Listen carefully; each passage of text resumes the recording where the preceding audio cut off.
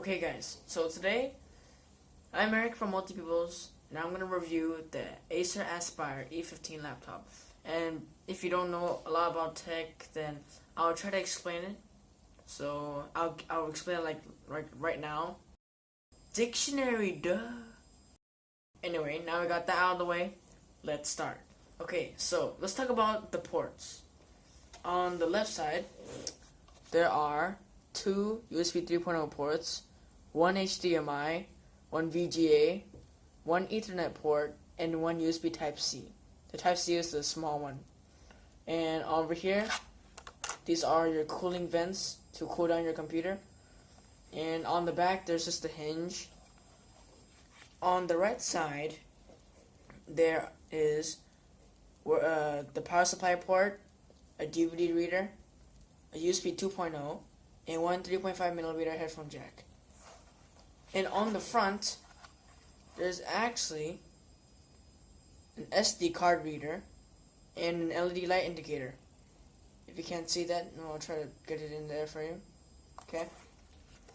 Now, this laptop is a budget laptop, so don't expect too much from it.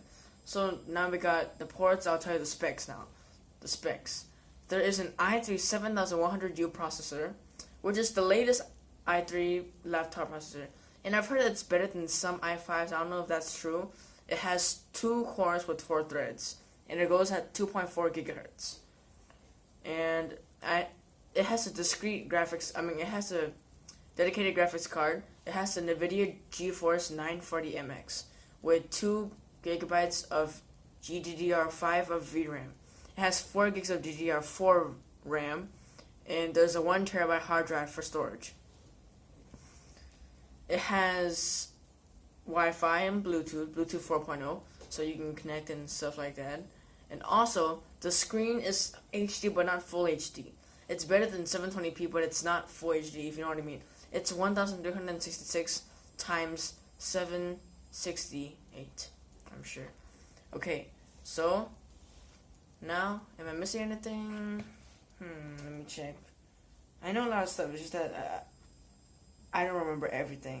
Oh, yeah, okay, I got everything. So now, let's talk about the build quality. The front is pure aluminum. The back, plastic. The inside, over here, this is aluminum, this whole part. And the bezels, like the ones that are around the screen here, those are obviously plastic. Okay guys, let's talk about the webcam. The webcam is as you would expect from a budget laptop. It's not good, but it's okay for like chatting on Skype or whatever. But I have to warn you, use it in very good lighting. On low light, it's horrible. Like, you can't even see your face. It's like black everywhere. Trust me, do not use this in the dark. Okay, we got that down. Let's move to the next thing. Now, let's talk about the trackpad. Now, the trackpad. It's actually pretty good for a budget laptop. You can, you can use it. It's smooth, but I wouldn't recommend using it if your hands are like sweaty with full of oil and stuff like that. Because if you do, it skips tracking and it doesn't feel that well. Like for example, I'm trying to make my hand wet or something like that. Like it's like slides. It's also a fingerprint magnet, as you can see. Like I'm doing fingerprints right now, if you can see them. And also, there's one thing that really am worried about this trackpad, like the build quality. If you see when I click, look what it does. It goes beneath the frame, like beneath the chassis. I don't know if that's supposed to happen, but I hope it is, because if it isn't, I guess that's just build quality. And that's it for the trackpad. You can even use Windows gestures like this for down and that for up. So now let's talk about the keyboard. The keyboard is like your own standard keyboard, something that you would expect on any kind of standard laptop. It's fine. I think it's a matte finish. It's black, plastic keys. It's great. Even if your hands are sweaty, it's still good to type on. But the thing I don't like is, I don't know why, but when I type, it just feels mushy. It doesn't feel right.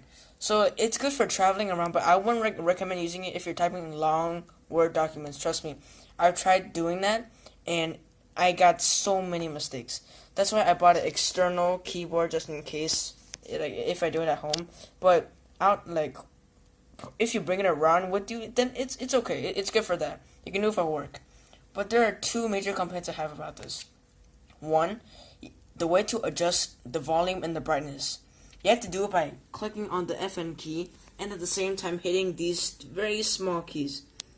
You know, as you can see, that one for volume up, down, brightness up, and including the arrow keys.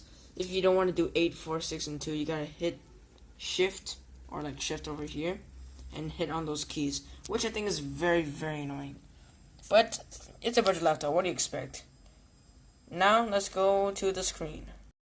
Okay, the screen is not perfect, but in order to see some pixels, you gotta look very close to see some pixels. Even for me, like with my real eye. I don't know with the camera if you can see it or not, but whatever. And on the camera, the color production is not that good, so don't think it actually looks like this. It actually looks way better on like with the human eye. It looks too bright, doesn't it? Viewing angles are actually pretty nice. I don't get any problem. There's no color shifting or whatever. There's nothing wrong with it. Angles are perfect. Nothing is wrong. Like, everything's fine.